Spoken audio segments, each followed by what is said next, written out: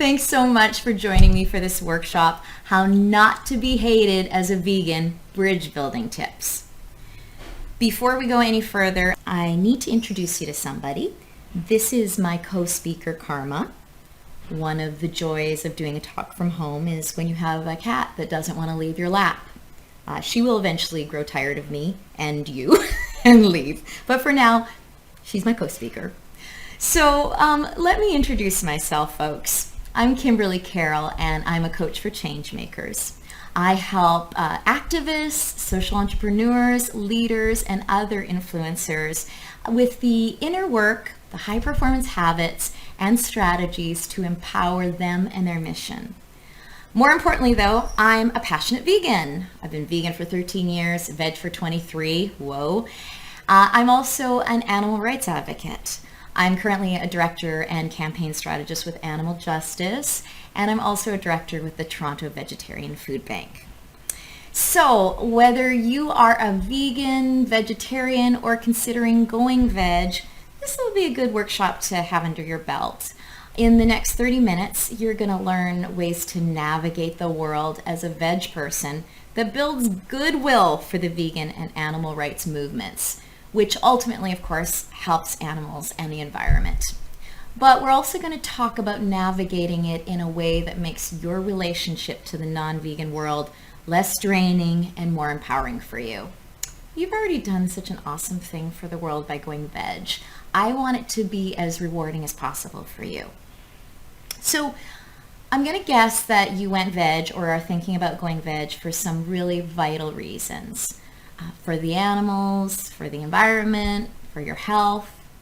Yet, you might be finding this important choice not always getting the best reception from others, whether that's people close to you like family, friends, or coworkers, or just the world at large. Okay, get this.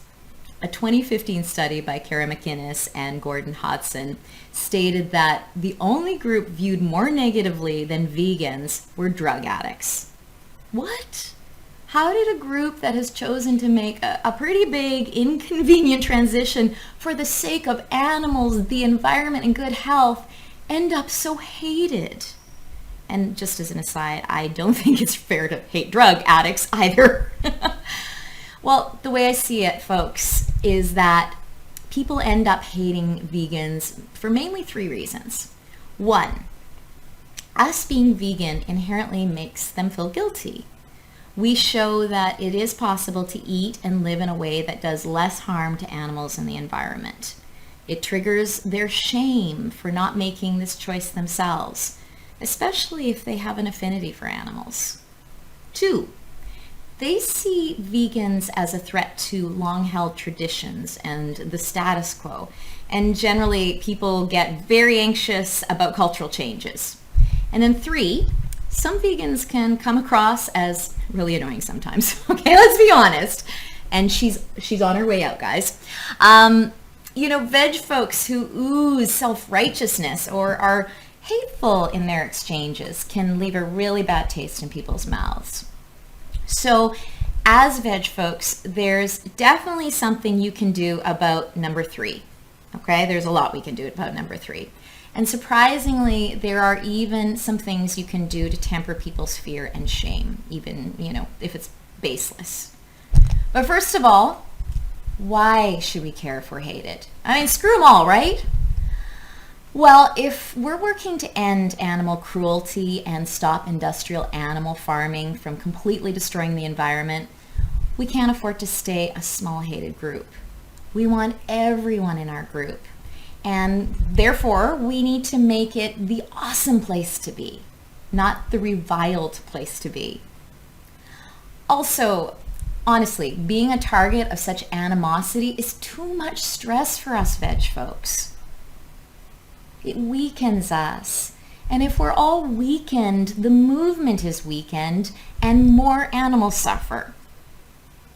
Okay. So how do we do our part in dismantling this attitude towards vegans? Let's start by exploring ways to dial down the self-righteousness and the judgment. Come on, we all have it in us. And they cause movement sabotaging behaviors. Now, believe me, I get where the judgment comes from. Those that are vegan have peeled back the curtains on an aspect of our world that is just horrifying. 72 billion land animals killed for food each year, and 1.2 trillion marine animals. In this last minute alone, 2 million animals died for food. Oh God, that just hurts my heart so bad to say that. Animal agriculture is also responsible for a huge swath of the world's greenhouse gases, more than the entire transport industry put together. Planes, cars, transport trucks, boats. Animal production also uses up massive amounts of the world's supply of water, grain, fossil fuels, pesticides, and drugs. It's also a major source of land and water degradation. And don't get me started on the health problems caused by meat, dairy, and eggs. So once you're exposed to the weight of all of this, it's huge, and it's hard to comprehend how someone wouldn't choose to change their eating habits to help stem these atrocities. Now, it's okay to feel sad about this and bewildered and frustrated, but when we start getting into the judgment and the self-righteousness, that's when our cause gets into trouble. As I learned from one of my teachers, Denise Lynn, who trained me to become a coach, the moment you start to judge someone is the moment you lose your ability to influence them. Okay? You see, judgment towards someone often will trigger their shame. And shame, oh my God, shame is one of the hardest emotions for us to handle. I want to get something straight. Just a little sidebar. There's a big difference between shame and guilt. Guilt is the feeling that you get when you're doing something not in your integrity, when you're doing something bad. Shame is the feeling that you are bad. Okay? Awful feeling, and we will do anything not to feel shame. We'll erect all kinds of walls, we'll attack, we'll deny, we'll check out. Suffice it to say, when shame is in play in someone, nothing else is getting in, okay? Those walls go up, steel walls. The question, the million-dollar question, how do we stop judging though? I know it's so damn hard. Well, here are two things that I keep top of mind. One, the understanding that hurt is mostly caused by those who are hurting. I try to tell myself over and over again that people are doing the best they can from what they know and are capable of.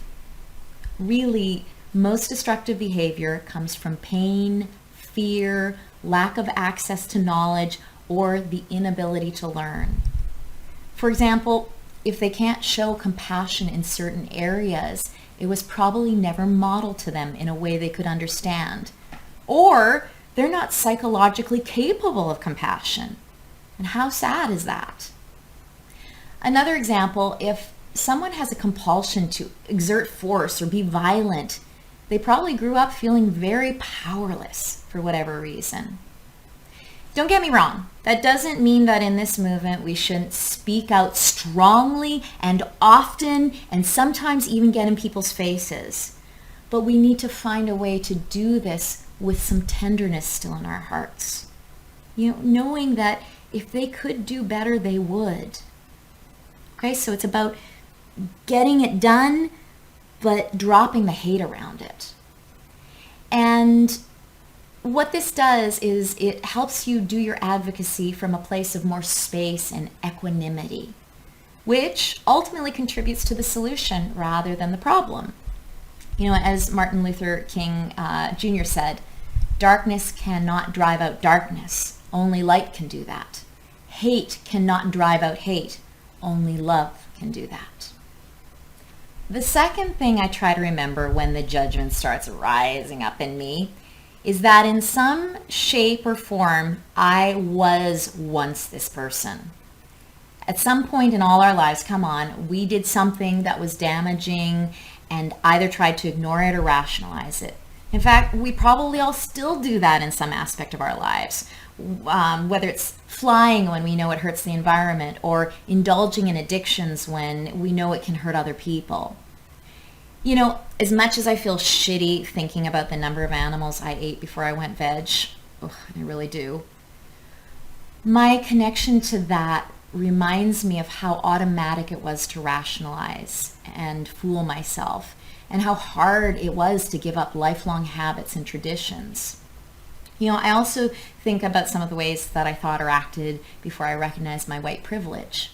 So touching back into those kinds of places when I feel judgment start to come up keeps me a little bit more humble and understanding, most of the time. Another behavior that can alienate vegans from others is the drive to win. Win arguments with family members, win converts, win social media battles. But this whole winning paradigm, it creates opponents and enemies. And I truly believe our power in the movement comes from building bridges as opposed to going to battle. So I think a really powerful perspective shift from this winning mentality is to treat everyone like a potential ally. So here are some cornerstones of that approach. Instead of trying to decimate folks who aren't getting where you're at, I know it's tempting, you practice sharing knowledge civilly and without getting charged up or getting into personal jabs. It just amazes me watching on social media folks that I know have such a compassionate heart, but they're name calling and they're just going for the jugular. It hurts my heart. The other cornerstone of this is to invoke the power of curiosity.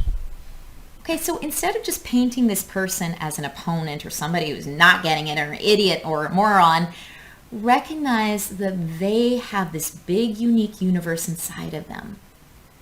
So what about exploring that? What if instead of trying to explain your point in 20 different ways, you started to ask clarifying questions to truly get to the bottom of where they're coming from, to truly understand them? Then you have the ability to deliver information that could actually speak to them. Another cornerstone.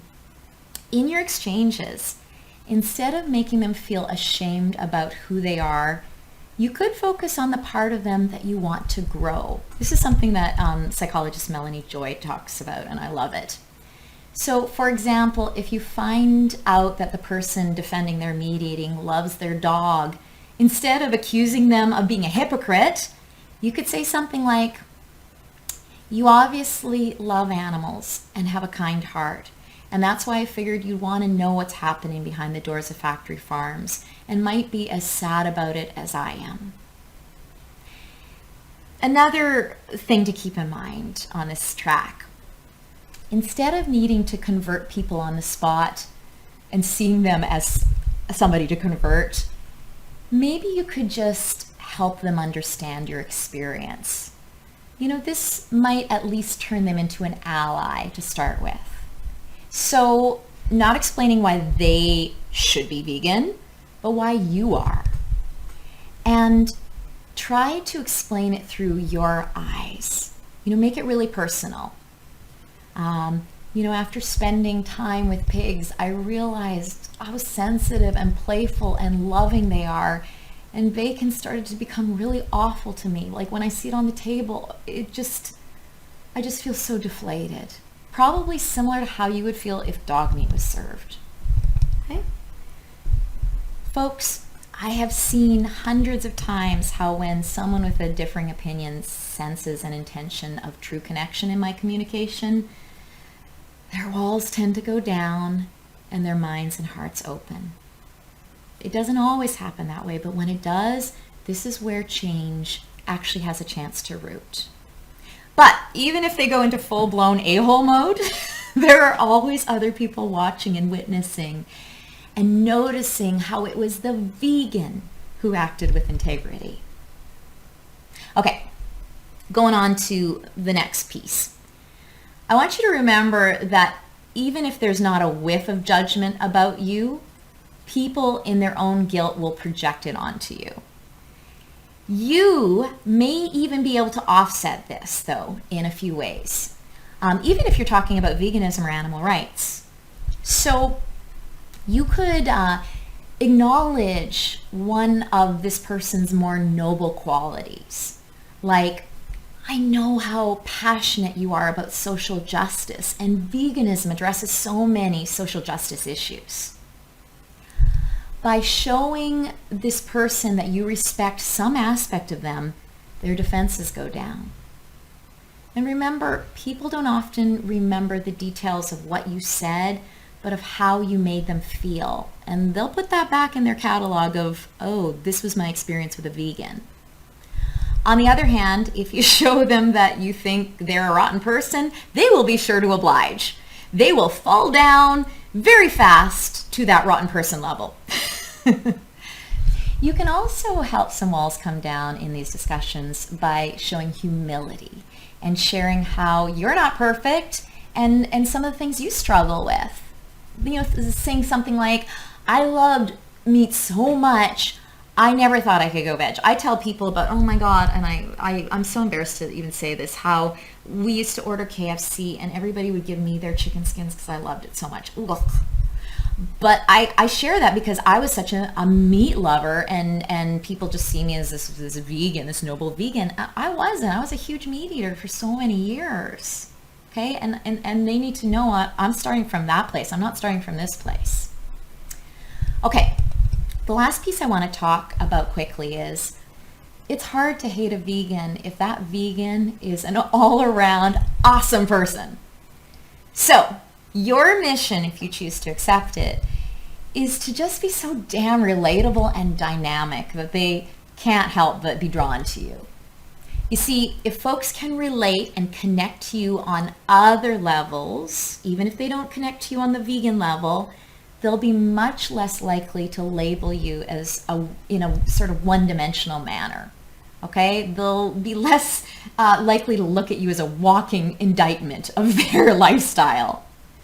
So, you know, for example, on social media, don't just be showing graphic undercover videos or, you know, going after Canada Goose, although you should be doing those things for sure. Mix it up, you know, show your varied interests. If you like sports, talk about sports. If you love this Netflix miniseries, talk about that. Use your humor, you know, like bring some humor to your life and your circle and your sphere of influence, your platforms, and your personality, okay? I know that what we're dealing with as vegans and as animal advocates is just so heavy sometimes and so big, but it can't be the everything, because that is not a good walking advertisement. Hey, come join us and be depressed for the rest of your life. No, you've got to show them that, you know, you can maintain your personality as a vegan. You can be a full person. You can have a life. Another thing I would suggest if you don't already is take an interest in other social justice issues and make sure that you're lending your support to them. Let's not just, you know, the lowest sort of hanging fruit for us, the most promising allies for us are people in other social justice movements. So it's really important to, you know, play as a team with other activists. And finally, find some joy in life and spread it. Soon, folks will have so many kind, interesting vegans in their social circles that they'll just have to start loving us and hopefully joining us.